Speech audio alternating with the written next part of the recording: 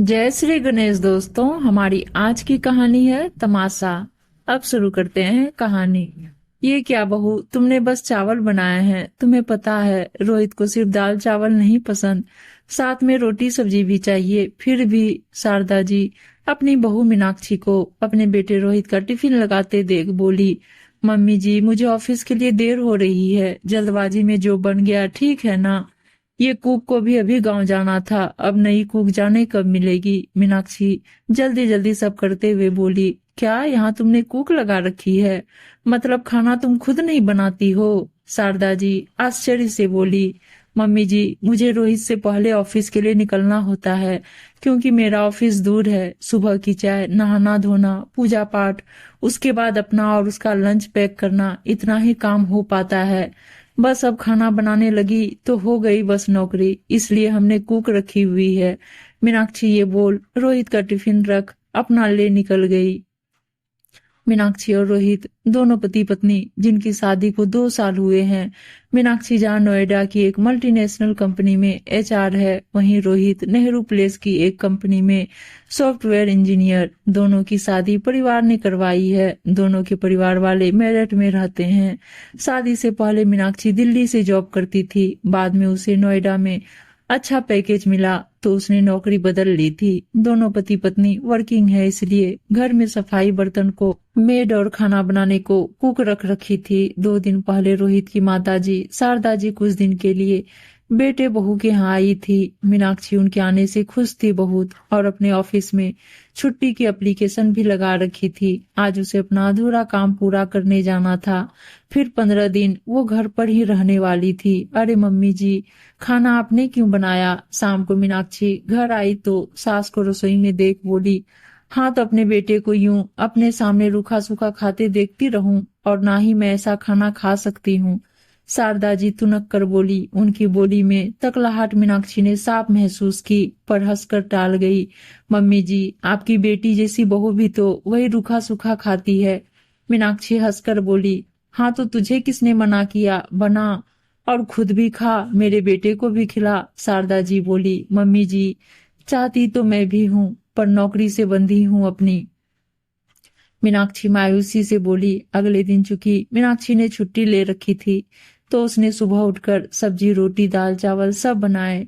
चलो छुट्टी के बहाने ही सही मेरे बेटे को ढंग का खाना तो मिलेगा। नाश्ते में उसकी पसंद के आलू के पराठे बना दो। अब जब घर पर हो ही तो। मीनाक्षी को रोहित का टिफिन पैक करते देख शारदा जी ने कटाक्ष किया। मीनाक्षी को बुरा तो लगा। जी मम्मी जी, इससे ज्यादा कुछ बोलना मीनाक्षी ने उचित नहीं समझा।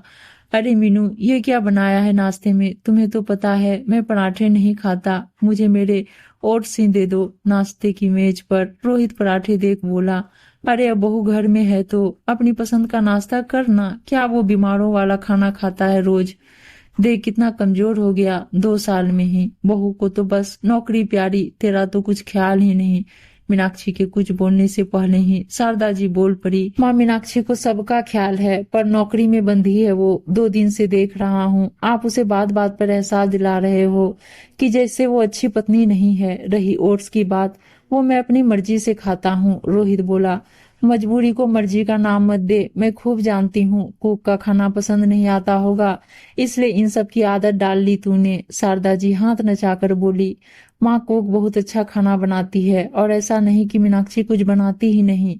छुट्टी वाले दिन वो मेरी पसंद की चीजें भी बनाती है, पर क्योंकि ऑफिस में सारा दिन बैठने का काम है, इसलिए मैं सुबह पराठे ना खाकर ओट्स खाता हूँ, जिससे मेरा पेट ना निकले। आप क्या चाहती हो, मैं मोटा लाला बन जाऊं? रोहित माहौल को हल्का बनाने के लिए बोला, अरे पराठे खा, कौन मोटा होता है? ये सब भी बहू ने भरा होगा तेरे दिमाग में, जिसे इसे काम से छुट्टी मिले। शारदा जी तुनक कर बोली, माँ मेरी प्यारी माँ, ऐसा नहीं है। और आप क्या ये सीरियल की सास जैसे अपनी बहू को ताने दे रहे हो? आपकी बहू मुझसे ज्यादा कमाती है, फिर भी जितना बन पड़ता घर संभालती है। माँ ये सास बहू वाले तमाशे ना टीवी पर ही अच्छे लगते हैं, हकीकत में नहीं। आप एक बार मीनाक्षी को तनुजा, रोहित की बहन समझकर देखो। अगर तनुजा जॉब करती होती तो क्या उसे परेशानी ना होती क्या? आप तब भी तनुजा को ऐसे ही ताने देती? रोहित माँ के गले में बांह डालते हुए बोला, मैं क्या तुझे टीवी सीरियल की सास नजर आ रही हूँ जो तमाशे करती है? शारदा जी रोहित को आंखें दिखाते हुए बोली, और नहीं तो क्या, वरना मेरी माँ तो प्यारी सी स्वीट सी है। अब आप ऐसे ही कटी कटी रहोगी मीनाक्षी से तो मैं भी बोल दूंगा उसे, कल ही नौकरी छोड़ देगी वो। फिर चाहे किस्त न चुकाने की दशा में घर और गाड़ी चली जाए, चाहे हमें किराए के घर में रहना पड़े और मुझे ऑफिस बस में धक्के खाते हुए जाना पड़े।